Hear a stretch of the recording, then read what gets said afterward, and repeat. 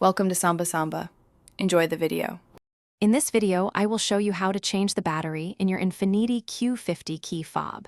First, let's gather our essential tools. You'll need a small flathead screwdriver or a coin to help pry open the fob. Make sure you have a new CR2032 coin cell battery ready for replacement. It's also a good idea to work in a clean, well-lit area to avoid losing any small parts. This simple process will have your key fob working like new in just a few minutes. Now, let's carefully open the key fob. Begin by sliding out the mechanical key. This reveals a small slot. Insert your flathead screwdriver or coin into this slot. With a gentle twist, you can separate the two halves of the fob.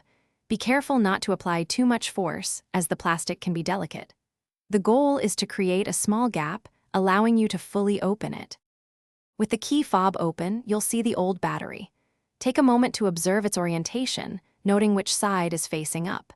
Gently pry out the old CR2032 battery. Now, take your new CR2032 battery and insert it into the compartment, ensuring the positive side, usually marked with a plus sign, is facing upwards. This ensures proper contact and functionality. Almost done, carefully align the two halves of your key fob. Press them together firmly until you hear a satisfying click, indicating they are securely fastened. Don't forget to slide the mechanical key back into its slot. Finally, test all the functions of your key fob, such as locking and unlocking the doors, to ensure everything is working correctly. You've successfully changed your key fob battery. Thanks for watching. Consider subscribing if we helped you.